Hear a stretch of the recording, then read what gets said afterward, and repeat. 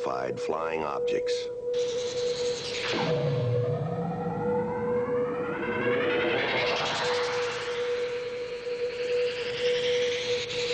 Are they proof that we are being visited by civilizations from other stars? Or just what are they?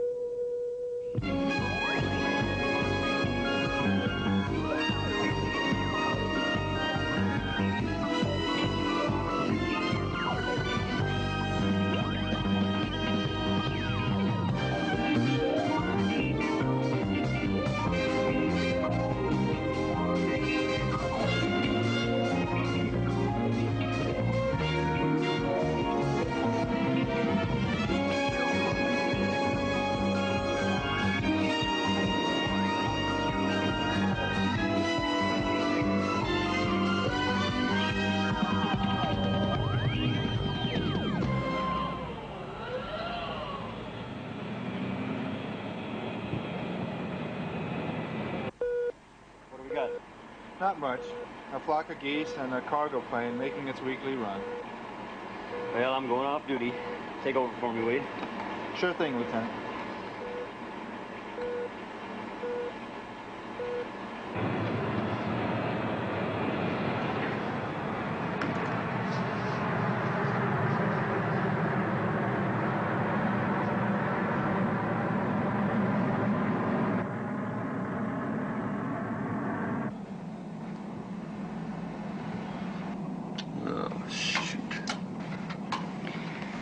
Well, that's the kind of talent you get when you hire a correspondence school navigator. Don't blame me. I'm not his daddy. He's only my nephew. All right, you guys, knock it off. Oh, by the way, Uncle Don, don't forget, you owe the beers when we get to Fairbanks. I believe it's 4 beers. 4 beers. Right, Tim. And I always pay my bets. That's right, especially when I'm there to help enforce it. He's a little strange.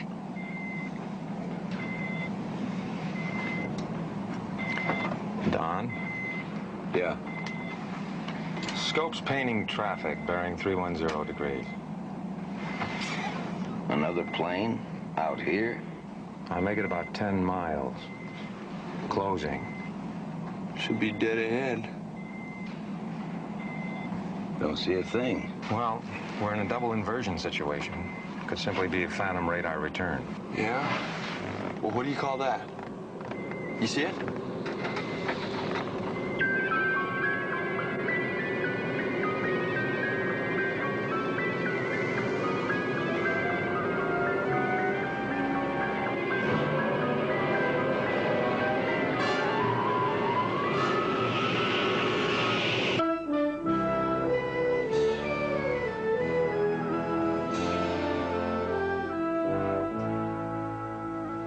Doesn't hurt, does it?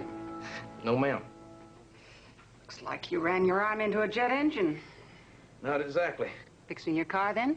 No, ma'am, I can't rightly say it was my car. What did you burn it on? A wok. A what? A wok. An ancient Oriental Chinese cooking implement employing high temperatures to achieve quick frying. I was putting it through a test run in my quarters. Test run? Yes, ma'am. I'm taking an Oriental cooking class, trying my first recipe. You ever had any shrimp Cantonese? Shrimp Cantonese? Can't say I have. See, what you do is you get yourself 1.5 pounds of shrimp, maybe a ½ pound of pork finely ground, add 1 egg, 2 tablespoons of soy sauce. Sergeant Fitz. Yes, sir. I hope you're well enough to travel.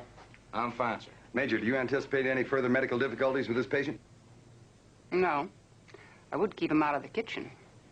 I intend to. We're catching a KC-135 in 28 minutes. Pack a raincoat. Eielson reports a 60% chance of precip. Eielson, Alabama? Close.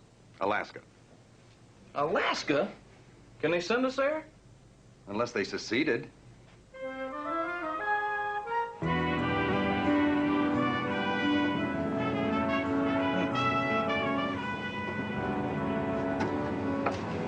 Well, there's nothing wrong with that radar antenna. Zinni, you're sure? If the scope painted something, there was something there. Well, that helps some, I guess. Zinni, what I don't understand is this voice recorder breakdown. These units are self-contained. They're almost foolproof. Tim, like I said before, on these older ships, sometimes happens. Equipment wears out. Anyway, if you were figuring on listening to the audio of yesterday's flight, forget it. Tape's blank. Zinni, I appreciate this. Anytime.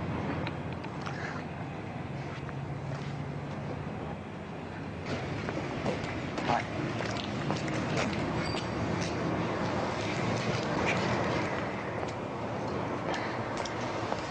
I thought we were having lunch. I know. I called from the restaurant. They said you were busy, but would call right back. Tim, that was a half hour ago. Sweetheart, I'm sorry. I'm sorry. We started checking the equipment, and I completely forgot about time. What exactly were you working on all this time? Zinni and I had to go over the radar. Again? Tim, this UFO business is driving me up the wall. Now, look, sweetheart, we're going to have an investigation. Now, I've got to be sure. That you weren't seeing things. It's not very funny. Sorry, I didn't mean that. Look, I tell you what. Why don't we go have dinner at the Pipeliners? How does that sound? Just don't report any Martians between now and 6.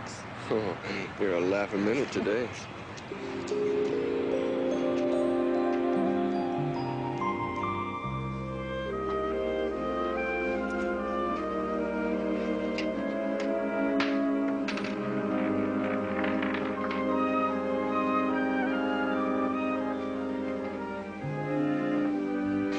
What do you want? Cream and sugar?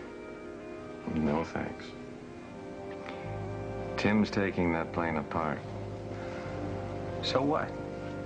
He's a flight engineer. Aircraft maintenance, that's his job. This isn't maintenance, and you know it. He's filed a UFO report. I think maybe you and I had better talk to him about this. Now. Worth, what's this I hear about Jenkins seeing a flying saucer yesterday and on company time? Relax, Lou. The kid got a little excited by a weather balloon. Yeah? Well, he's not the only one who's a little excited. You know, the Air Force is sending a couple of guys up here, all the way from Wright Pat in Dayton. Now, he's your nephew. Talk to him. We don't want a lot of trouble. Lou, there won't be any trouble. Yeah, I hope not. If you guys ain't flying, you don't make money. And I don't make money. By the way, Worth, knock off your check flight for this week, huh? Roger. You know, I gotta do everything around here.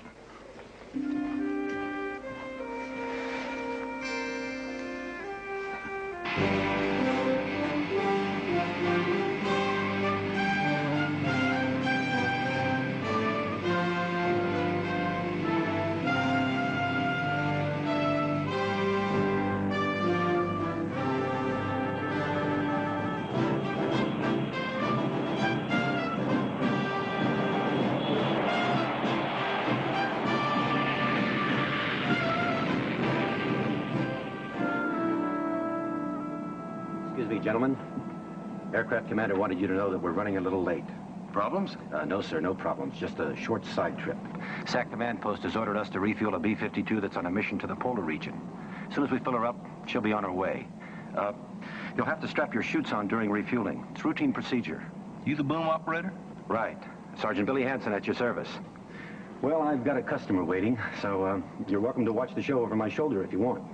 Rendezvous in 5 minutes. Let's go. Be fun to see it from this end for a change.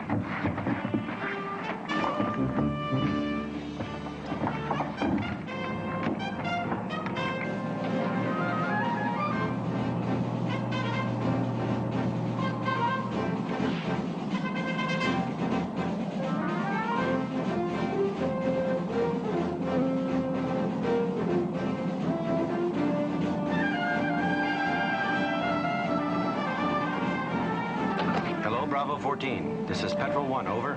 Roger, Petrol 1. Bravo 14. Closing. Roger, Bravo. Just felt your bump. Standing by for connect. Roger. Coming up now. Reading all lights. You're right in there, Bravo. Ease her forward a bit. There you go. Probe moving in. It's a solid contact, ready for transfer. Roger, Petrol. Fill her up. Bravo 14, Petrol 1 aborting. Boom up. You've backed off too far, Bravo 14. Roger, Petrol 1. Sorry about that. Bravo ready to reestablish. Roger, Bravo. Petrol 1 ready here. Ease her forward. Just a bit more. There you go. Connecting now. Light is green. Ready to transfer on your call. Roger, Petrol 1. Send it down. That's it. Good hookup. Ready to separate. Roger, Bravo 14. Have a good night, sir. A boom to pilot. Refueling complete. Break. Now.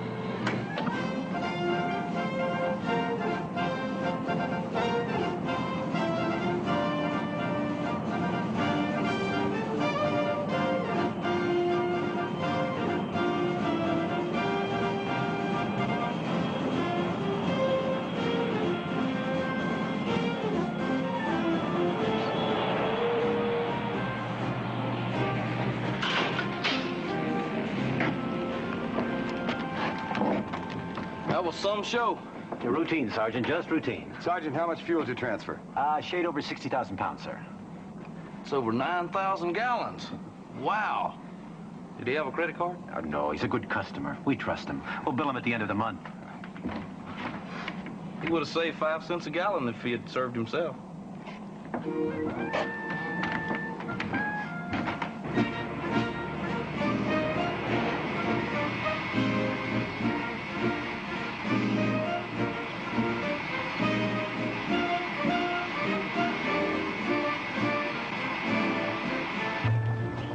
Summertime in Alaska.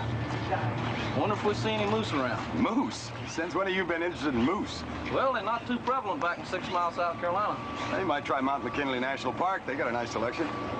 Personally, I'd be more interested in the chocolate mousse at the hotel. Yeah. Uncle Buddy used to buy some of those around Easter time. Chocolate mousse? Oh, yeah, and chocolate ducks and bunnies. It was super. Hide them right there in the grass, huh? Oh, no, it'll be right there in that Easter basket, right in between those jelly beans and Easter eggs. You know, I sort of miss coloring those Easter eggs. I bet you do. Where we heading, sir? Base operations. Got a long-distance phone call to make.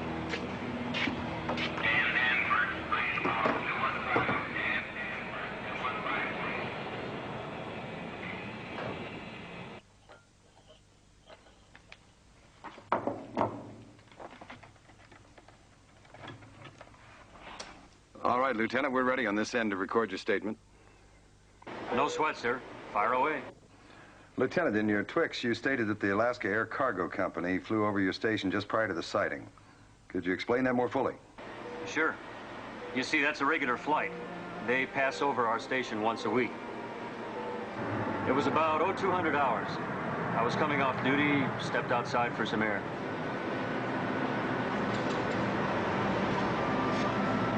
I was just about to turn in. Lieutenant, there's something strange going on upstairs. Better take a look.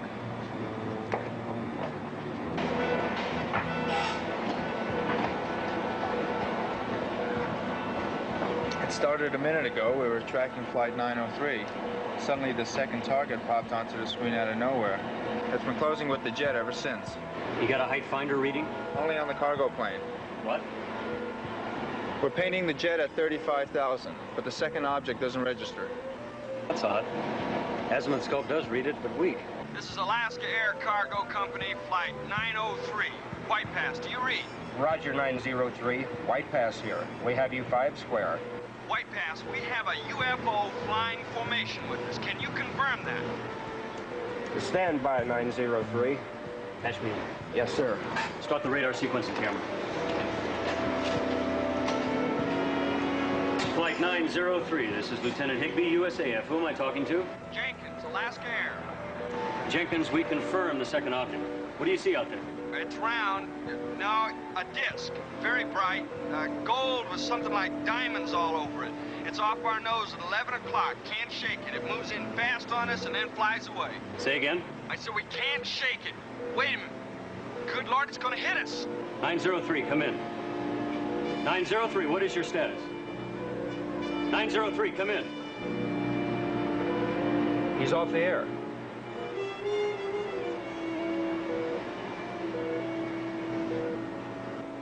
In a minute, the UFO was gone from our screen. Later, we regained contact with 903. They landed safely in Fairbanks. Lieutenant, can you send us a set of your sequencing camera photographs? Of course. I'll have prints and dupe negatives to you on our next chopper resupply flight. You know, I've always laughed at flying saucer stories. Gentlemen, wait till you see the photos.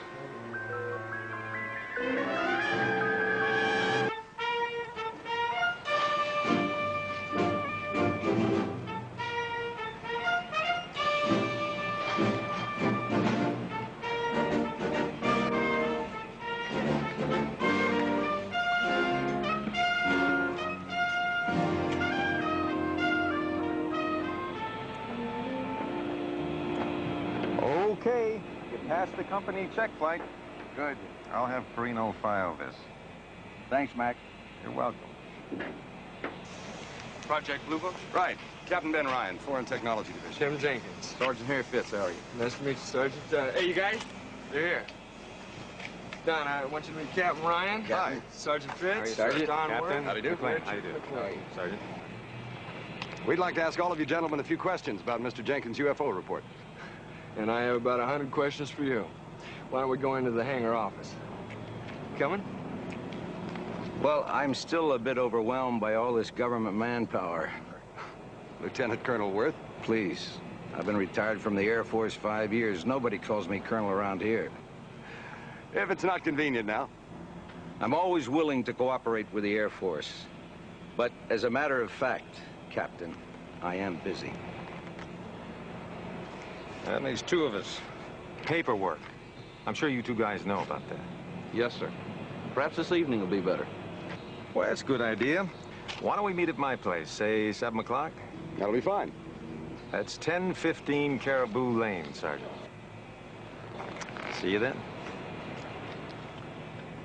Well, I'll talk to you, gentlemen. Why don't we go on inside? See you later. See you then. Well, as you probably guessed, there are two schools of thought regarding this sighting. We gathered that from your FAA report. Well, let me give you my side. Come on in, gentlemen.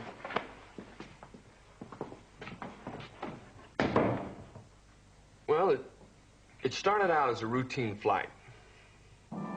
We picked up a load of oil pumping equipment in Great Falls, Montana. It was a 5-hour flight ahead of us, 2,000 miles right straight across the middle of nowhere. It was a relatively clear night, a couple cloud decks well below us. Earlier in the evening, I remember seeing the moon and the stars now and again. We were in and out of Cirrus. There was the usual small talk just to pass the time. And then, just as we were crossing the Yukon border... Don? Yeah? Scope's painting traffic out in the northwest. Another plane out here? I make it 10 miles. Closing fast. Well, that puts it dead ahead. Don't see a thing. Well, we're in a double inversion situation. Could simply be a phantom radar return. Yeah, well, what do you call that? You see it?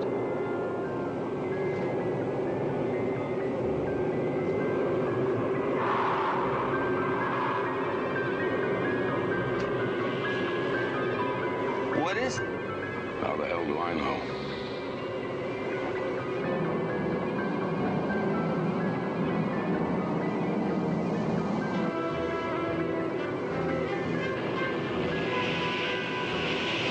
The thing is turning right with us. Tim, get on the radio. Call White Pass. You're in range. This is Alaska Air Cargo Flight 903, calling White Pass. Do you read me? Roger, 903. White Pass here. We have you 5 square. White Pass, we have a UFO flying formation with us. Can you confirm? 903, stand by. Stand by? Who's he kidding? Shut up and help me fly this bucket.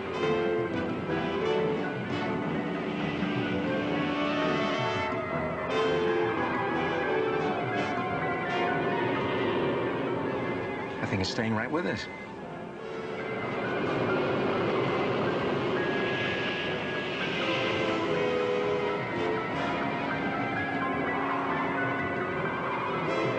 One more pass and he can ram us.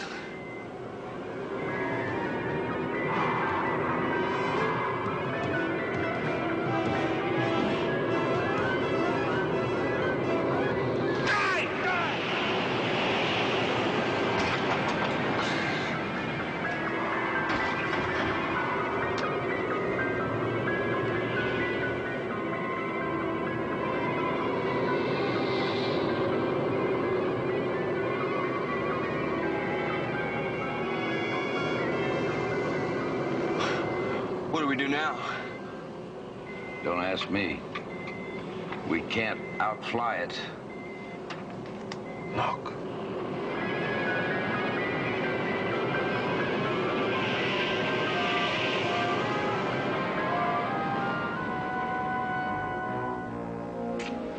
Mr. Jenkins, why were you the only one to file a report?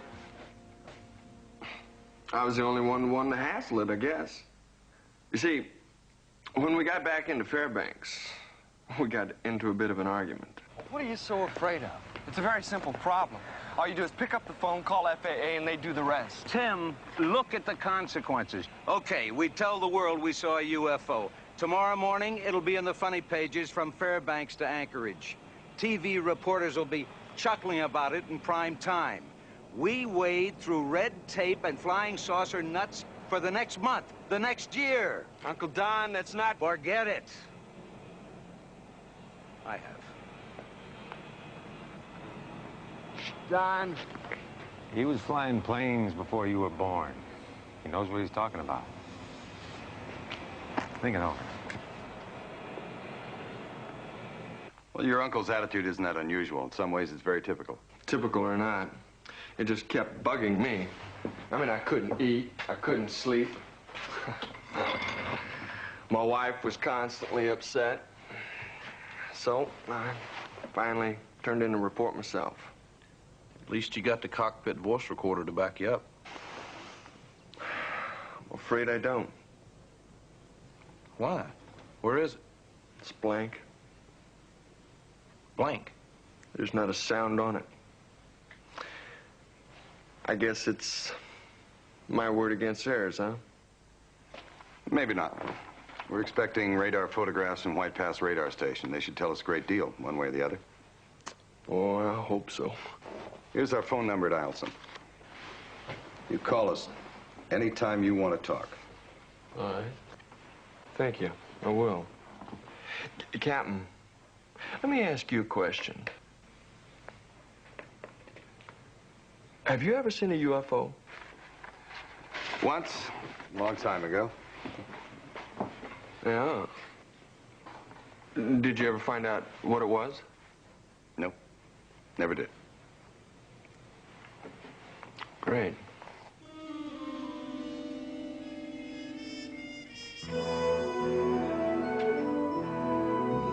PM, got it. Sorry for the interruption, gentlemen, but I got a business to run. Speaking of which, I'm still a little confused about the nature of yours. Well, it's Project Blue Book's responsibility to investigate unidentified flying objects wherever they're reported. Including Alaska? Correct. Tell me something. Do you guys really think Jenkins saw a flying saucer? Mr. Jenkins believes he saw something. It may or may not have been a so-called flying saucer. We simply don't know. What we do know is that the sighting involved NORAD's Mid-North American radar line. When you consider this area's proximity to Soviet airspace, you can understand the importance of a thorough investigation. Oh, I guess Jenkins just got a bit carried away. Both Worth and McLean told me all they saw was a weather balloon. And with their experience, they ought to know. Let me put it this way. If it's between them and the kid, I gotta believe them.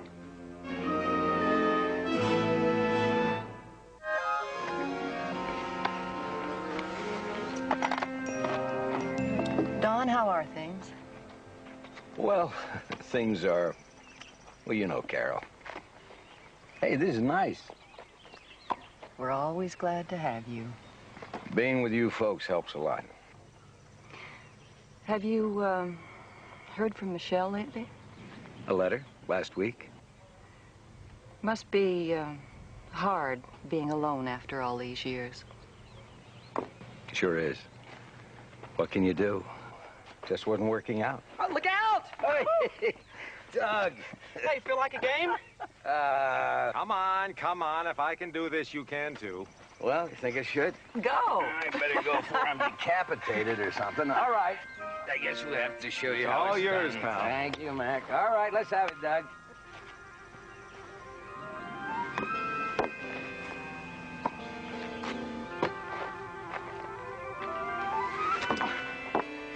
Maybe you need glasses.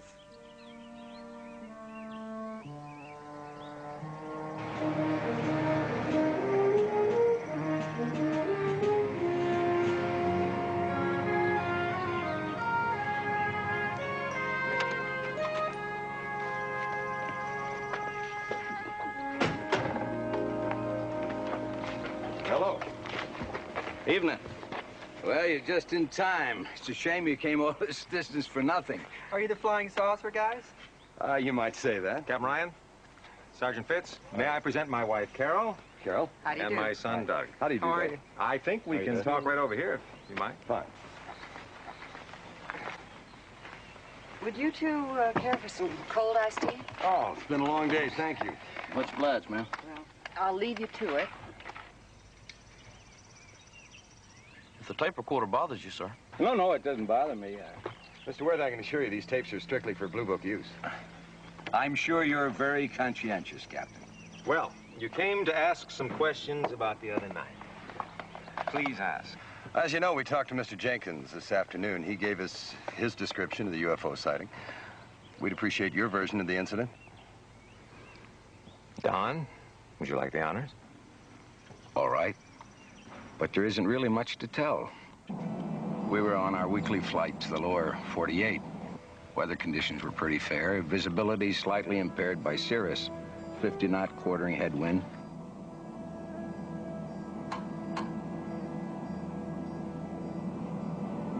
We'd been in the air about 2.5 hours when Richard noticed a faint target on the weather scope. Frankly, I was skeptical. I know we had a temperature inversion situation. We were in and out of layered cirrus. You know how it is with those ice crystal formations. We looked for the target. At first, all I could see were stars overhead once in a while. When Tim spotted it. Look, what is it?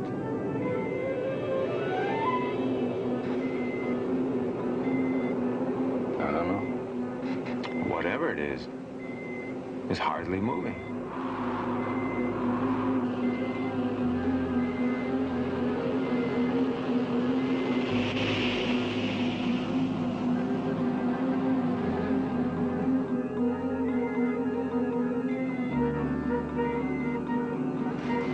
Why don't we go back and get a closer look at it? Okay. Why don't you get on the radio, call NORAD, see if they're painting it.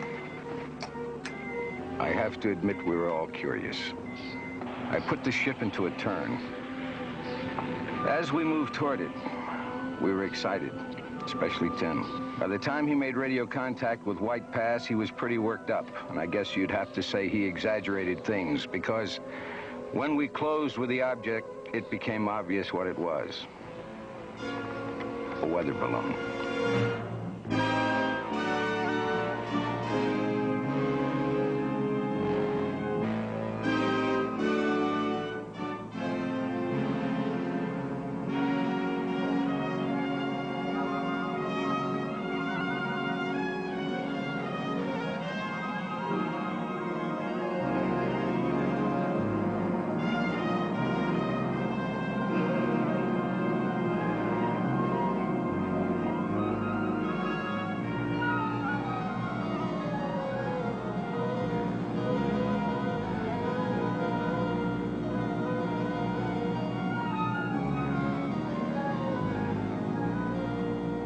We circled around the thing. I took a good look to be sure. Then we returned to our original heading. After we landed, I got into quite an argument with Tim. I guess we saw things differently. Much differently.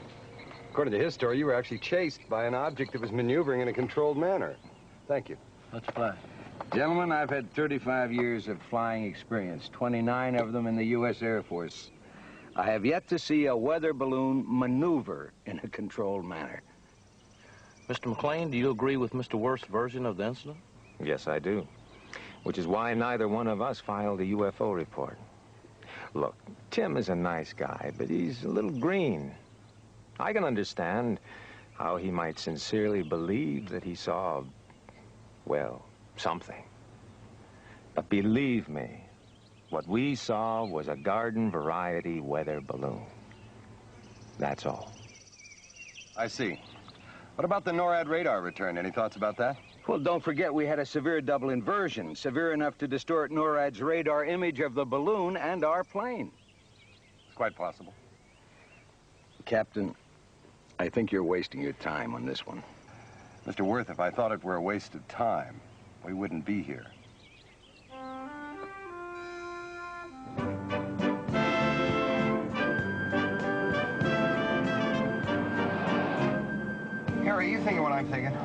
I sure think I am, sir. We know there weren't any weather balloons within 500 miles. Well, even if there had been, observation time of a balloon practically motionless, give or take 50 knots, why they wouldn't have had that thing in sight for more than a second or two. That's all, sir? They were flying at Mach 0.75. That's about 800 feet per second. They'd have been lucky to even recognize a balloon at that speed. Maximum diameter of a balloon at that altitude is no more than 10 feet. Single white light for theodolite tracking. Then why would two experienced pilots concoct a story like that? Wouldn't they realize it wouldn't hold up? Why? You got me. Unless they had something to hide.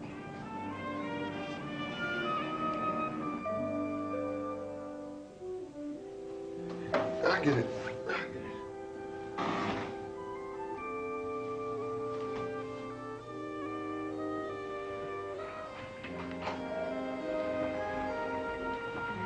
All right, I'm coming. Come on.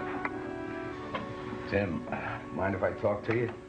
No, come on in, sit down. I'm sorry to bother you at this hour. It's okay, don't worry about it. What you want to talk about? Well, I think you know.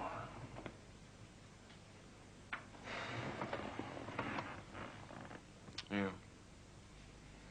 Timothy, Richard and I both told those Air Force guys that what we saw was a weather balloon. A weather balloon? That was no balloon, you know that. Yes, I know it. I don't get it. Why the phony story? Why not the plain, simple truth? The hell with the truth. Uncle Don, you're scared. And it ain't because of the red tape. No, what is it? What are you hiding? Don't ask. Please, just do me one favor. What, change my story? Tell them I saw a weather balloon too? Please. No. All right. Have you forgotten who got you your job?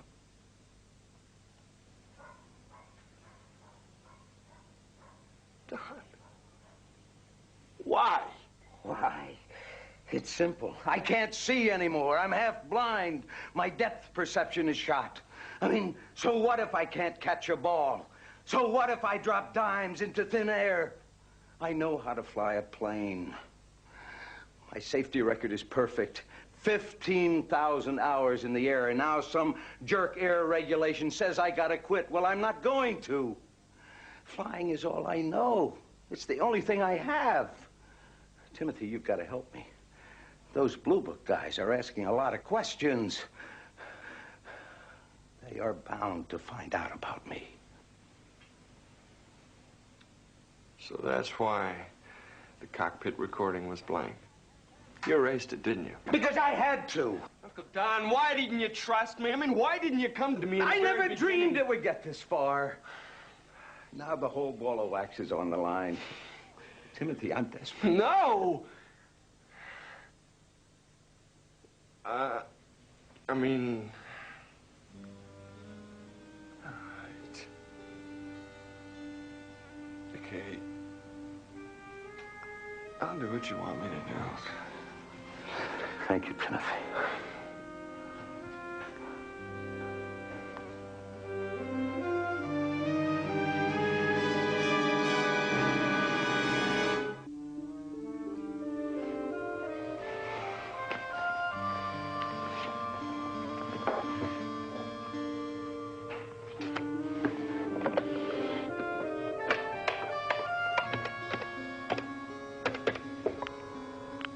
Mr. Jenkins. May we come in? Yeah, come on in. I was just trying to call you. No? Gentlemen, I've had a chance to think over my UFO report since the initial excitement. I'm sorry, I think I've created a lot of unnecessary problems. How so? Well, I guess I exaggerated a heck of a lot. Oh? You see, I haven't been flying for that long. And I guess I have a lot to learn. You seem to know what you're doing. Thank you. I guess maybe I was just tired that night. Wanted to see something that wasn't really there. What I did see was a weather balloon. I'm sure of that now. A balloon? Yes, sir. You see, I've had a chance to think it over and... On your own? Yes, Captain. On my own. Without any assistance from anybody. Mr. Jenkins, we try to accept witnesses' statements at face value. However, there's one problem with your weather balloon story. What's that? There weren't any research of weather balloons over the Yukon or British Columbia or the Alaskan Panhandle at the time of your sighting. That was the first thing we checked out, sir. Well, you're mistaken. Might have been Japanese, Russian, I don't know. But I do know I saw a weather balloon, and that, gentlemen, is the bottom line. I'm afraid it's not the bottom line. We just got these radar photographs from White Pass about an hour ago. As you can see, two objects appear to be flying in formation, and neither target is a balloon.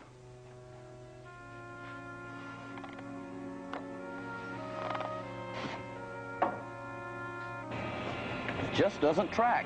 No, Harry, it doesn't. I got a mighty powerful feeling that Worth and McLean had a little talk with Jenkins. It's beginning to look that way. Which brings us back to the $64 question. Well, let's get some answers.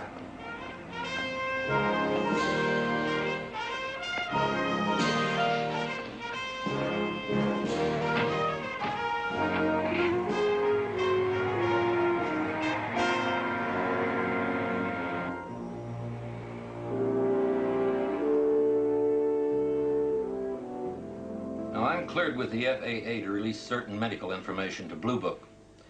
But in my capacity as the local aviation medical examiner, I must repeat once again, the information has to be kept strictly confidential. Dr. Jacobs, you can be assured we will protect a man's privacy. Okay. Now, as to the annual FAA medical reports, Jenkins had a physical 6 months ago when he started with Perino, passed with flying colors. McLean had his checkup 8 months ago, clean bill of health. And Mr. Worth, Doctor? Worth is in good shape, slightly nearsighted, but well within the test requirements. No other problems? Well, his right ear is slightly less than 100%. His depth perception is a bit off from last year, but that's not unusual for a man his age. Doctor, when was the last time Mr. Worth had an eye examination? Well, that would be 11 months ago. He had no vision test since then? No, it's not required. I'm sorry, nothing dramatic. Is that all I can do for you?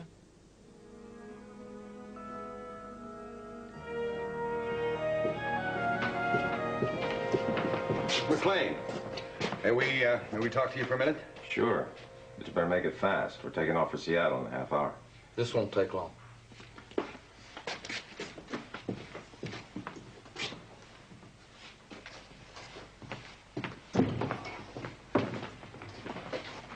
Well, we understand that you're Alaska Air Cargo's check pilot. Have been for years. Have you checked on Worth's flight proficiency lately? Yeah, earlier this week, as a matter of fact. What did you find, sir? He checked out fine. Don is a very good pilot. One of the best. Ask anyone. Yeah, we have.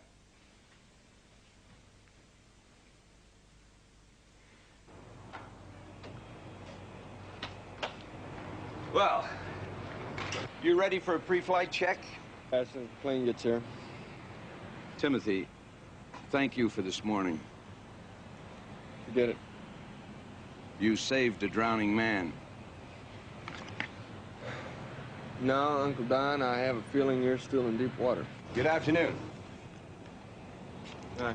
Captain Ryan, this aircraft is scheduled to depart in 30 minutes. Whatever you came to say, you'll have to wait. Mr. Jenkins, you filed a UFO report presumably because you wanted some honest answers. You wanted to understand what it was you encountered over the Yukon.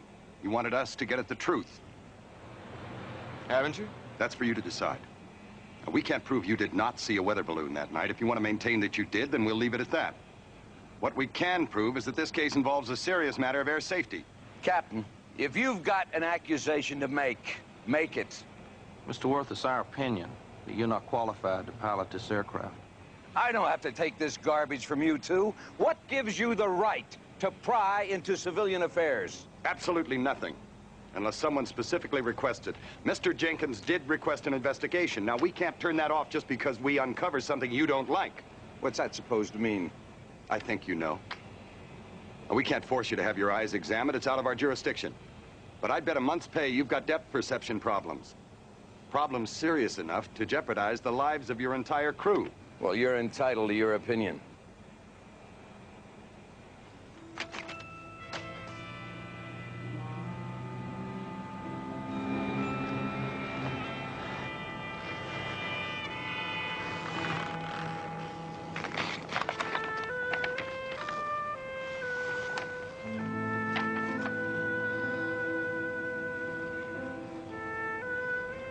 Mr. Worth, I'm truly sorry.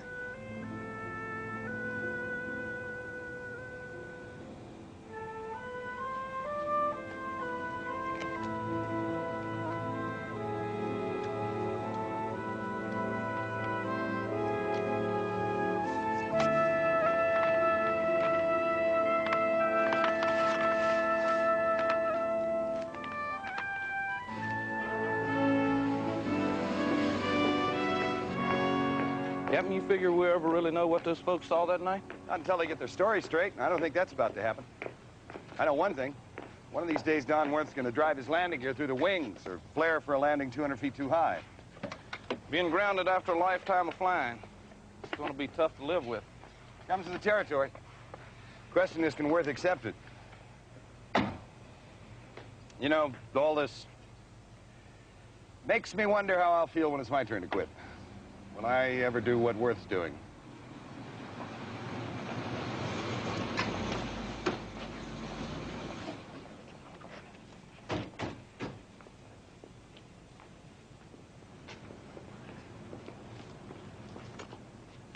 I believe this is government property.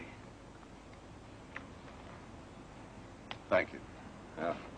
Least I could do after the ugly scene yesterday. Well, please accept my apology. It's accepted, Mr. Worth. Before you leave, I'd like to set the record straight. You two were both right about a lot of things. There was no weather balloon that night. I pressured Tim into changing his story. You see, I was desperate. Somehow I'd hoped that the inevitable could be postponed. It can't. And I think part of the blame... Oh, no. Tim, you did the right thing filing that report. And Rich, I want to thank you for putting your neck out to keep a washed-up pilot in the air. I'd do it again. And I thank you for that, Richard. But the truth will come out soon enough.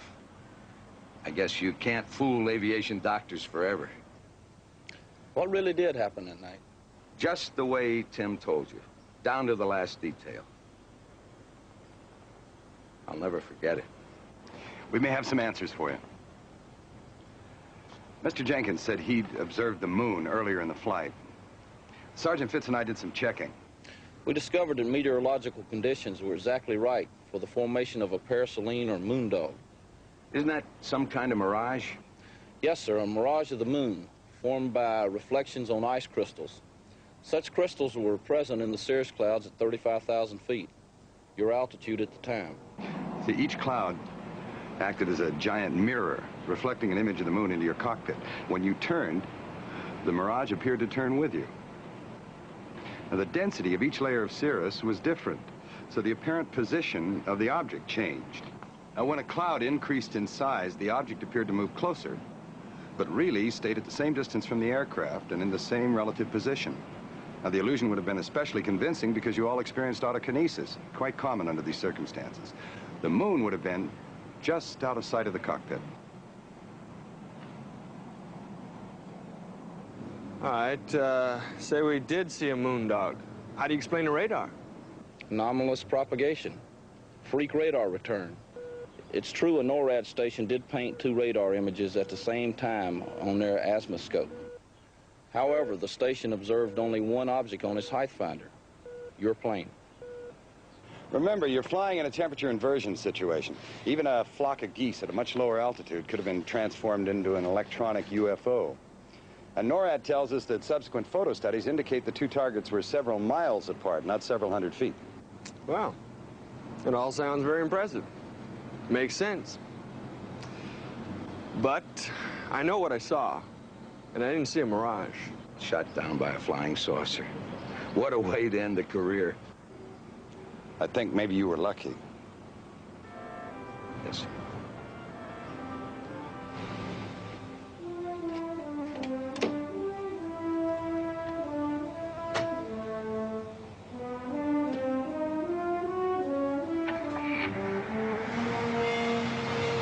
Captain! Captain! Can you do me a favor? Sure. Let me have one of those photos. Souvenir? Yeah. Thank you.